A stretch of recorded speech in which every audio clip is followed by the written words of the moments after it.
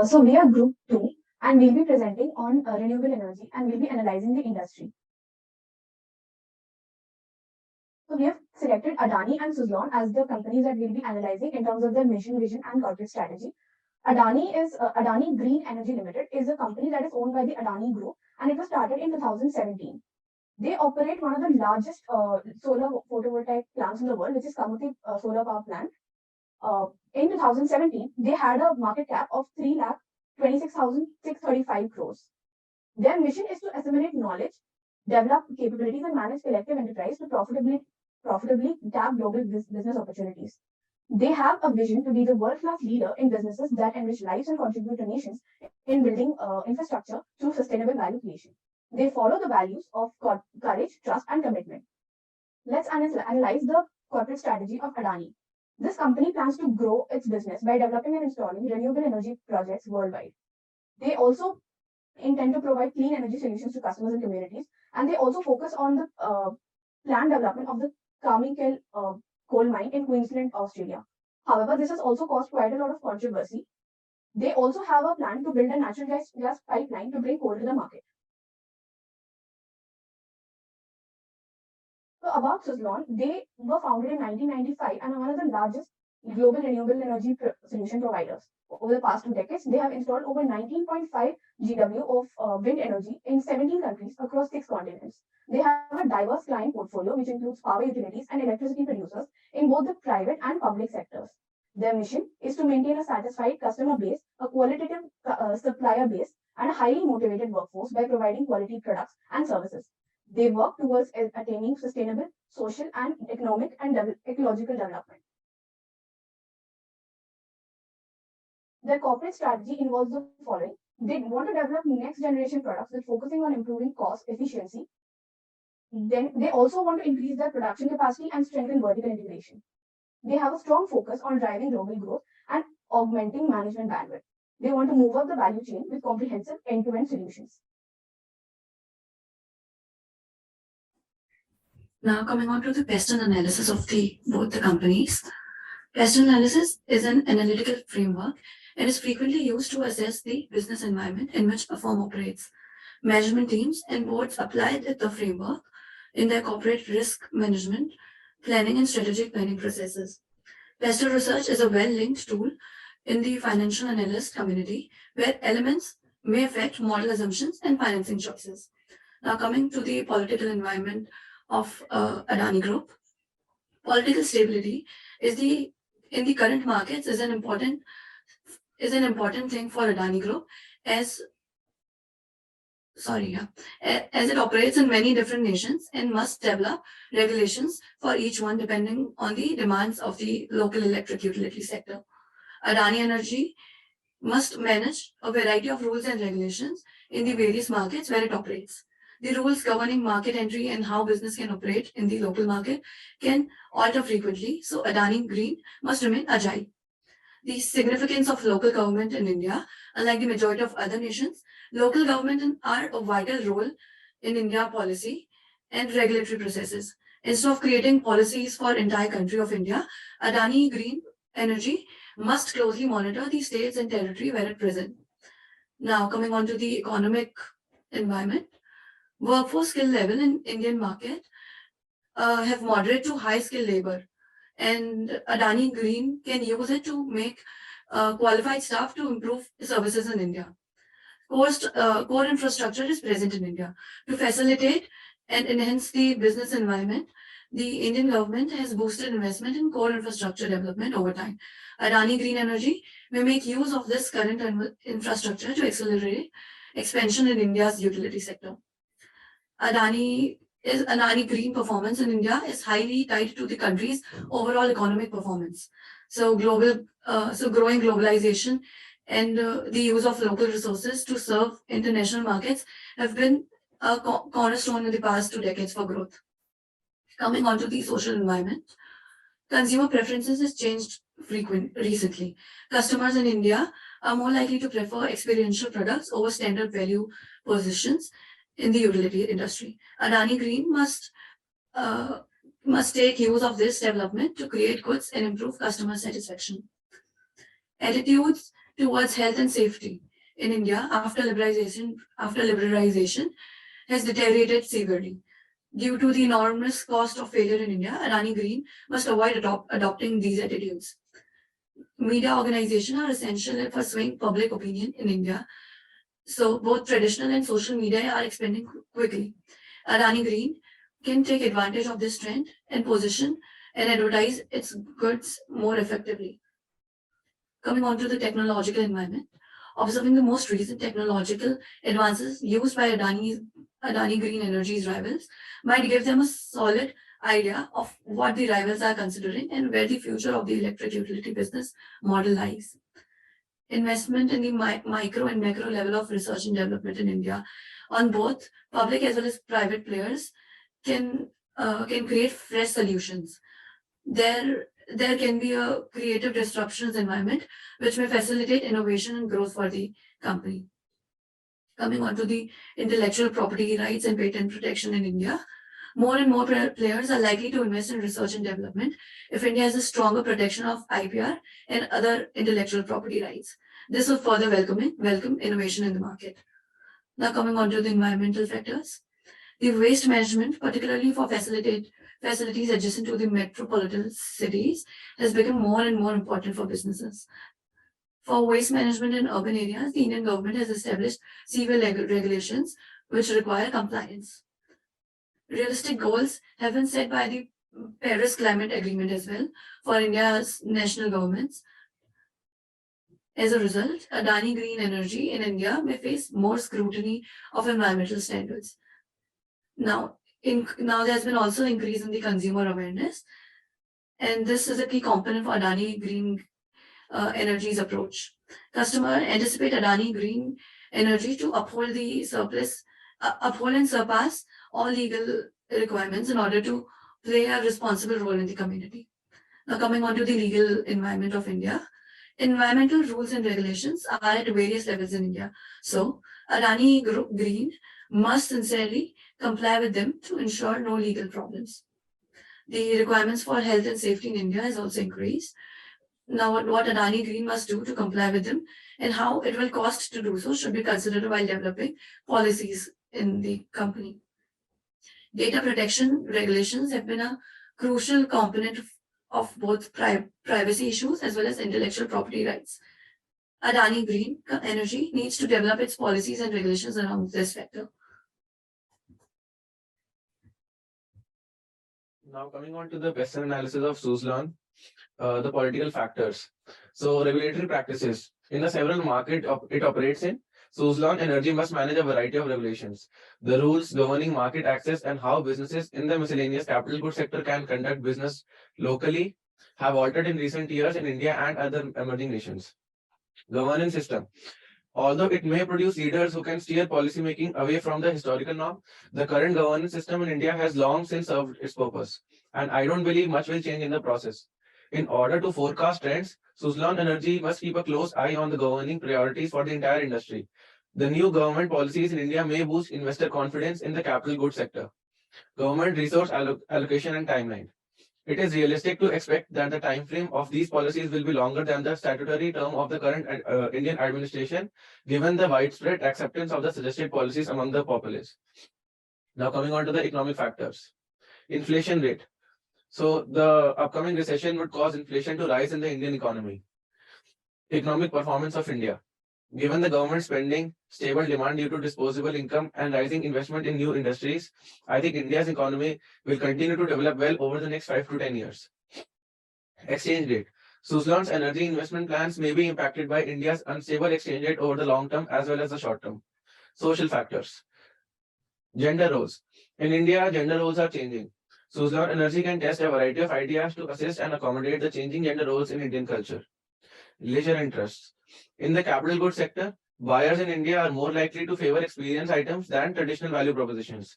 Suzlon Energy may take use of this development to create goods that improve client satisfaction. Demographics. Suzlon Energy has demographics on its advantage when it comes to the capital good items.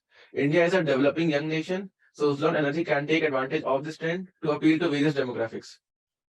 Now coming on to the technological factors.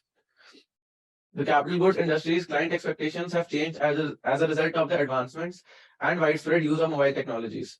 In order to be competitive, Suzlon Energy must not only meet and manage these expectations but also innovate. The issues with technology transfer and licensing for Suzlon Energy is that there isn't a lot of culture of technological transfer in the capital goods industry, and businesses are frequently hesitant to share or license technologies for fear of turning partners into competitors. Intellectual property rights and patent protection. More and more players are likely to invest in research and development if India has stronger protections for IPR and other intellectual property rights. Now, coming on to the environmental factors. Environmental standards are also changing how product innovation is prioritized. Many times, environmental regulations and expectations are taken into consideration while designing products rather than traditional value propositions. Recycling is quickly becoming the standard in India's economy rather than a good practice. Suzlon Energy must make preparations to follow rules and standards in the capital goods industry.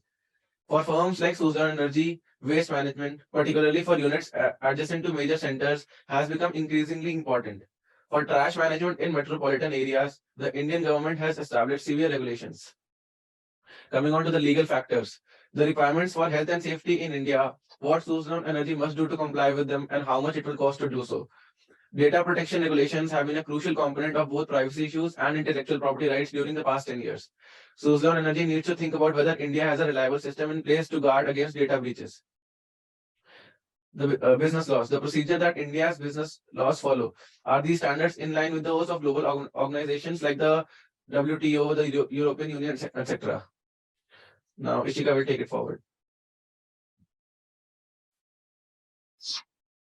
Now, talking about the portals analysis, its strengths can be result in the industry strengths can be result in the using portals 5 forces. It is a model that identifies and examines 5 competitive forces that affect every industry.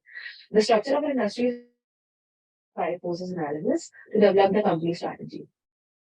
And now we'll see the renewable industry portal analysis. Among the 5 forces, the first is the threat of the new entrants. The renewable energy group can combat the threats posed by new competitors is by developing the fresh goods and services. We often see that the goods not only attracts new customers, also gives existing customers a reason to continue purchasing from renewable energy group. The second way to combat is through creating the economies of scale that will allow the fixed cost per unit to be reduced. The third is the increasing resources and investing in research and development. The second force is the bargaining power of the suppliers. The renewable energy group will give the suppliers bargaining power by firstly by creating a productive supply chain with a variety of vendors. The second is by experimenting with product design using various materials. And the third is by creating devoted suppliers whose business rely on the company. The third force is the bargaining power of the buyers. The renewable energy group can combat the buyers' negotiating power. That is through establishing a sizable customer base. It helps. It gives advantages in 2 ways. That is, the buyer bargaining strength will be lessened, and the second is the company will have the chance to streamline its sales and production procedures. The second way to combat is by creating fresh things quickly. We often see that the customers frequently seek offers and discount on well-known products. So if the renewable energy group keeps developing new products, it may reduce their ability to bargain. The third way is the introduction of new items, which will also prevent the current renewable energy group clients from switching to its rivals. The third force is the threat of substitute products or services. Next slide, please. The renewable energy group plans to combat the use of replacement of goods and services is by focusing on services as opposed to merely products. Second is by being aware of the customer primary needs, and the third is by making it more expensive for customers to switch the brands. The fifth force is the rivalry among the existing competitors. The renewable energy group plans to combat the use of replacement and services. That is by creating a long-lasting distinction. The second is by increasing its size to be more competitive, and the third is by partnering with the rivals to expand the market rather than only fighting for a small market.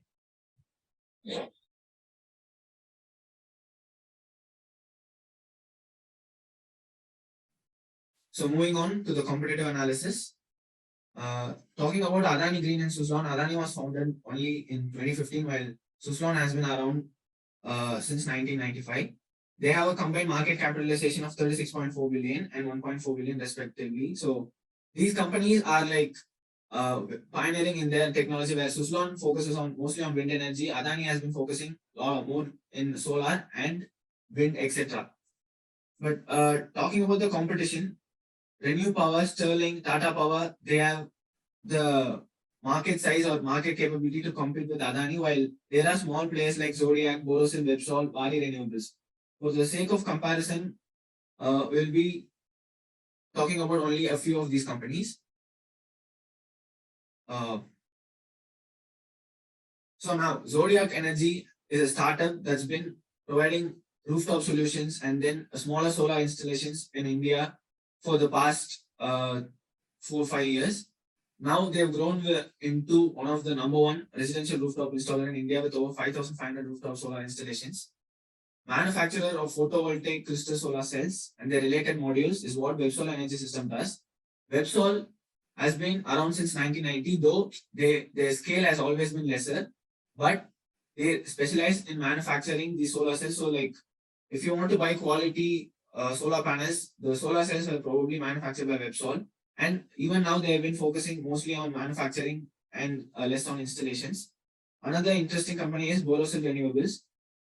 They are what you call, market differentiating company, where like they focus on their technology, bringing out the best technology for the development of the industry, which is adopted worldwide. They were the first to use antimony in solar glass, and they are also the first to create the fully tempered 2 mm thick solar glass. Waaree has also been a really niche player in the market with rooftop solutions, project developments, and like solar water pumps. They have been getting contracts from the government and they have been operating locally, though their global presence is very less, which is the opposite for Renew Power. Renew Power was also a startup, but it's very impressive how they have grown over the past few years. Right now, they are doing a lot of projects across 18 states in India.